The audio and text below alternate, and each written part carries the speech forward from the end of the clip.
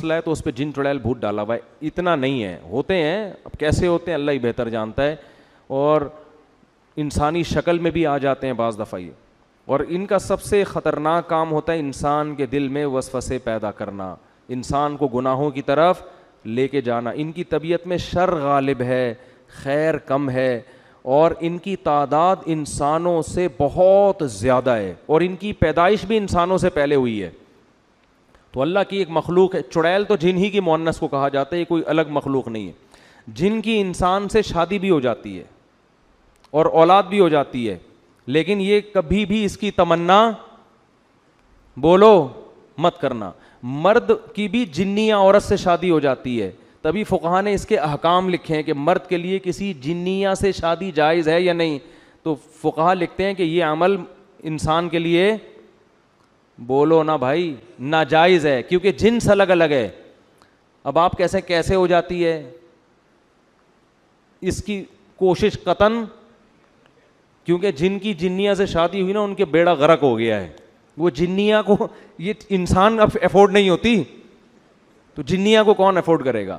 لیکن چونکہ فقہا نے ایک مسئلہ بیان کیا, اس لیے میں نے بتا دیا کہ اس بات کا امکان موجود ہے. بعض دفعہ ایسے ہوتا ہے کوئی جنیہ جو ہے کسی پہ عاشق ہو جاتی ہے, اس کو مجبور کر کے پھر اپنے ساتھ اس سے نکاح کرتی ہے, لیکن پھر وہ اس کے حالات بہت اس بندے کے خطرناک ہوتے ہیں. وہ بیچارہ ہڈیوں کا ڈھانچہ بن کے بالآخر انا للہ و انا الیہ راجعون. میں نے ایسے لوگ دیکھے ہیں جن پہ جنی عاشق تھی. ایک دفعہ تبلیغ جماعت آئی, وہ بیچارہ ایک تبلیغ میں بہت نیک آدمی, وہاں بمبئی میں کہیں پتہ نہیں کسی ایسے فلیٹ میں جا کے ٹھہر گئے جہاں لوگوں نے منع بھی کیا ہوا تھا. وہ میں واقعہ سناتا ہوں نا, ایک آدمی بڑا فنٹر بنا ہوا تھا, کسی نے کہا بھائی یہ فلیٹ عرصہ دراز سے خالی ہے, اس میں جنات ہیں. اس نے کہا بھائی جن ون کچھ نہیں ہوتا. میں بہادر جا کے دروازہ بجایا, ہاں بھائی کوئی ہے؟ اس نے کہا ہاں ہوں. سنا یار یہاں کوئی جن ون رہتا ہے؟ کہہ رہا میں تو 500 سال سے رہ رہا ہوں, مجھے تو ابھی تک کوئی نہیں ملا. تو یہ بے ہوش ہو کے گر گیا. اس نے کہا بھائی 500 سال سے کوئی انسان تو رہ نہیں سکتا. تو جن کے معاملے میں یہ ہے کہ نہ ان سے ڈرو, نہ فنٹر گیری کی کوشش کرو, نارمل اپنی لائف گزارو, کسی کو کچھ بھی نہیں کہتے. اور عاملوں کے پاس گئے تو جن چڑیل بھوت تمہارا راستہ دیکھ لیں گے, یہ میں بتا دوں. عامل جہاں سونگ کے جائے گا نا 25-30 جنات وہاں چھوڑ کے جائے گا. وہ عاملوں کے سانس سے یہ جو ہے نا سونگ کے ہی وہاں پہنچ جاتے ہیں. یہ ان کو پتہ ہوتا ہے یہاں ہماری دکان چلے گی, کسی عامل کو گھر میں نہیں آنے دو کبھی. تو جنیہ سے نکاح, وہ میں واقعہ سنا رہا تھا, وہ بیچارے ایک تبلیغ جماعت کے تھے, 40-45 سال ان کی عمر تھی. تو انہوں نے بتایا کہ انڈیا میں ایسا ہو گیا, ان پہ کوئی جن چڑیل جنیہ چڑھ گئی ان کے اوپر نا, عاشق ہو گئی. اب کیا نتیجہ نکلا ہے, وہ ان کو نکاح نہیں کرنے دے رہی. اس بیچارے کی عمر 40 سے 45 سال ہو گئی اور اب تک وہ کنوارے کا کنوارا ہی. اور وہ جنیہ ہندو, وہ مجھے کہتے تھے کہ میرے سامنے خوبصورت لڑکی کی شکل میں آتی ہے اور یہاں بندیا لگی ہوئی ہوتی ہے, اور مجھے کہتی ہے کہ تو ہندو بن جا اور مجھ سے شادی کر لے. لیکن اس آدمی کا بھی ظرف تھا, یہ اس نے کہا میں کسی قیمت پہ ایمان نہیں چھوڑ سکتا. اچھا یہ باتیں ہو رہی تھیں, اتنے میں انہوں نے مجھے بتایا کہ ان پر نا وہ کیفیات طاری ہونا شروع ہو گئیں, اور وہی جنیاں ان کے اوپر سوار. اچھا مجھے کہتے ہیں کہ سارا دن انڈین گانے سناتی رہتی ہے مجھے بیٹھ کے. صحیح ہے, سارا دن کیا کرتی ہے؟ انڈین گانے سناتی رہتی ہے. اچھا خیر, جب وہ ان پہ سوار ہو گئے, میں بیٹھا ہوا تھا سامنے. اللہ کا شکر ہے میں ان چیزوں سے ڈرتا مرتا نہیں ہوں. اگر آپ ڈر گئے نا تو ایک جنیہ آپ کے پاس بھی آئے گی, پھر یہ سمجھ لو. تو مجھے اشارہ انہوں نے کیا کہ میری انگلی پکڑ کے کوئی آیتیں پڑھے, تو میں نے دم بم کیا, وہ تھوڑی دیر میں ٹھیک ہو گئے. تو یہ ہوتا ہے, لیکن اس کا نقصان یہ ہوا کہ بیچارے کہیں نکاح نہیں کر سکے, اور وہ کمزور ہو کے نا بیچاروں کی ہڈیاں نکل گئیں. لیکن آپ لوگ ڈریں نہیں, میں ایسے واقعات بہت کم سناتا ہوں, اس لیے کہ لوگ پہلے ہی اتنے خوف زدہ ہیں کہ یار اچھا وہ جو اس دن قبرستان میں بندیا نظر آئی تھی وہ بھی کوئی دبئی بمبئی کی آئی ہوئی جنیاں یا چڑیل تھی. کچھ بھی نہیں ہے, آپ کا دماغی تخیل ہوتا ہے زیادہ تر. تو وہ لاکھوں میں کوئی ایک آدھ واقعہ ہو جاتا ہے ایسا, اور وہ جس کے ساتھ ہوتا ہے بس وہ صبر کرے, اور اس کا کوئی حل نہیں ہے. اس نے صبر کیا, عفت اور پاک دامنی سے زندگی گزاری. اب پتہ نہیں اب تک زندہ ہیں نہیں ہیں, زندہ ہیں تو اللہ ان کو اس مصیبت سے نجات دے, اور اگر انتقال کر گئے تو اب تو وہاں انشاءاللہ حوروں سے اللہ نے ان کے صبر کی وجہ سے ان کا نکاح اللہ سے امید کرا دیا ہوگا اللہ تعالیٰ نے. لیکن ان چیزوں کا علاج صبر کے علاوہ کچھ بھی نہیں. جو احادیث میں دعائیں آتی ہیں ان کو پڑھنا چاہیے. سورہ فلق، سورہ ناس ہے، اور بسم اللہ الذی لا یضر مع اسمہ شیء فی الارض ولا فی السماء. یہ پہلے سے ہی اہتمام کرنا چاہیے ان چیزوں کا، تاکہ اس قسم کی چڑیلیں مسلط نہ ہو آپ کے اوپر. بہت سے نوجوان کہہ رہے ہوں کہ کاش ہمارے اوپر بھی کوئی ایسی جنیاں آ جائے. تو میں اس لیے پہلے بتا رہا ہوں کہ اس کی تمنا مت کرو. آ گئی نا. وہ ایک آدمی کی بیوی پہ جن چڑھ گیا. کسی نے آ کے بتایا تمہاری بیوی پہ جن آ گیا. اس نے کہا خود ہی بھگتے گا آپ. اس نے کہا تو جب انسان کا یہ حال ہے، بیوی جب انسان کی شکل میں ہو تو یہ حال ہے، جنیاں ہوگی تو کیا ہوگا آپ خود سوچو یار. لوگ جنات کو اپنی بیویوں سے ڈرا رہے ہیں. تو اور بیوی اگر جن ہو اس کو کس سے ڈراؤ گے؟ وہ تو بہت خطرناک ہوتی ہے بھائی. تو اس لیے اس کی تمنا نہ کہ مسئلہ آ گیا تو میں نے بتا دیا. ہم نے کہا چلو قرآن میں جنات کا تذکرہ ہے تو سرے دس یہ بھی ہو جائے. ورنہ میں کوشش کرتا ہوں جن چیزوں کا ہماری پریکٹیکل لائف سے تعلق نہیں ہے ان کو میں زیادہ چھیڑتا نہیں ہوں. تو وہ اچھا اس میں توحید کا بیان بھی تھا. تو وہ جنات جا کے اپنی قوم کو تبلیغ کرنے لگے. اچھا پھر ایک اور واقعہ یہ ہوا تھا کہ جنات جب آسمانوں پہ جاتے تو شہاب ثاقب کے ذریعے ان کا آسمانوں پہ داخلہ بند کر دیا گیا. تو یہ خبر بھی جنات میں پھیل گئی کہ پہلے ہم جاتے تھے کچھ نہیں ہوتا تھا، اب جانا روک دیا جا رہا ہے. یہ جو شہاب ثاقب ہوتے ہیں نا چنگاریاں، اس پہ سائنسدان اعتراض کرتے ہیں یہ تو ویسی رگڑ لگنے سے وہ یعنی ستاروں کی ایک ٹکڑے، سیاروں کے ٹکڑے ٹوٹتے ہیں، رگڑ لگنے سے یہ ہوتا ہے. تو یہ کوئی اسلام کے منافی نہیں ہے. اللہ تعالیٰ کسی جن کو مار سکتے ہیں، اس کے فرشتے کسی جن کو مار سکتے ہیں اس کے ذریعے، رگڑ بھی لگے اور وہ جل بھی جائے اور جن بھی مر جائے تو اس میں کون سا کوئی وہ ہمیں جن تھوڑی نظر آ رہا ہے، ہمیں تو وہ شہاب ثاقب جاتا ہوا نظر آ رہا ہے. اور یہ بھی ضروری نہیں ہے کہ جب بھی شہاب ثاقب ٹوٹے تو کوئی جن ہی مر رہا ہو، اس سے اتفاقی حادثہ بھی ہو سکتا ہے. یہ اسلام نے یہ نہیں کہا کہ جب بھی آسمان پہ آپ کو رگڑتا ہوا ستارے کا ٹکڑا نظر آئے گا تو وہ جن ہی ہے جس کے پیچھے جا رہا ہے. وہ بعض دفعہ ایسے ہوتا ہے کہ جنات کا تعاقب ہوتا ہے اس کے ذریعے. تو یہ نبی کے دور میں ہوا. اور اس کی دلیل یہ ہے کہ جب قرآن کی آیتیں نازل ہوئی نا کہ جنات نے کہا کہ ہم جب جاتے ہیں تو شہاب ثاقب آتا ہے، تو اس پر کسی مشرک نے اعتراض نہیں کیا کہ یہ تو پہلے بھی آ رہے تھے، اب تھوڑی آ رہے ہیں، کوئی نیا واقعہ تھوڑی ہے، یہ تو پہلے بھی آ رہے ہیں. تو جنات نے یہ کہا کہ ہم نے دیکھا ہے کہ ہمارا اوپر داخلہ بھی کیا ہو گیا، منع ہو گیا. تو دنیا میں کوئی بڑا واقعہ ہوا تو واقعہ انہوں نے دیکھا کہ بھائی یہ قرآن نازل ہو رہا ہے اور یہ کوئی دنیا میں نیا مذہب آیا ہے اور یہ پیغمبر ہیں. تو انہوں نے جا کے اپنی قوم کو تبلیغ کی، جس کا سورہ جن میں تذکرہ ہے. تو تبلیغ میں انہوں نے یہ الفاظ کیے کہ وَأَنَّا لَمَسْنَا السَّمَاءَ فَوَجَدْنَاهَا مُلِئَتْ حَرَسًا شَدِيدًا وَشُهُبًا. ہم پہلے کی طرح جب آسمانوں پہ جاتے ہیں تو ہم اس میں پہرے دیکھ رہے ہیں اور شہاب ہے، پتھر ہیں جن سے ہمارا تعاقب ہو رہا ہے. تو یہ کچھ کام ہوا ہے. آگے کیا کہتے ہیں؟ اِنَّا لَا نَدْرِي، ہمیں نہیں پتا. یہ جو دنیا میں عجیب سا کام ہوا ہے نا، لا ندری، ہمیں معلوم نہیں ہے. اشر ارید بمن فی الارض، کہ جو لوگ زمین میں رہتے ہیں ان کے ساتھ برائی یعنی شر کا ارادہ کیا گیا ہے. ام اراد بہم ربہم رشدا، یا اہل زمین کے جو رب ہیں اس رب نے ان کے ساتھ خیر کا ارادہ کیا ہے. آپ کا آئی کیو لیول اگر اچھا ہوتا تو مزہ آ جاتا. آپ ترجمے سے بات سمجھ میں آئی؟ وہ کیا کہہ رہے ہیں؟ ہمیں نہیں پتہ یہ جو نیا واقعہ ہوا ہے اہل زمین کے ساتھ برائی کا ارادہ کیا گیا ہے، پیسو وائس فعل مجہول، یا اللہ نے ان کے ساتھ خیر کا ارادہ کیا ہے. بھائی یہ بھی کہہ سکتے تھے کہ ہمیں نہیں پتا کہ اللہ نے ان کے ساتھ خیر کا ارادہ کیا یا شر کا ارادہ کیا ہے. شر اور خیر دونوں کی نسبت کس کی طرف کرتے؟ اللہ کی طرف، کہ پتہ نہیں اللہ اب انسانوں سے اچھا چاہ رہا ہے یا کوئی عذاب آنے والا ہے یا کوئی کچھ اچھا ہونے والا ہے، ہمیں نہیں پتا لیکن کچھ ہونے والا ہے.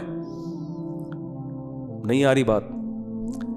ارے بھائی جنات کو جب یہ واقعہ ہوا نا، اوپر جانا بند ہو گیا آسمانوں پہ، تو جن آ کے آپس میں گول میں کانفرنس بلائی. انہوں نے بولا کہ بھائی کچھ کام عجیب سا ہو رہا ہے، کچھ ہو رہا ہے، یا تو کوئی بہت اچھا ہوگا یا کچھ برا ہو رہا ہے. یعنی کچھ نہ کچھ تو ابھی کائنات میں نیا ہوگا، اس زمین پہ کچھ نیا ہوگا.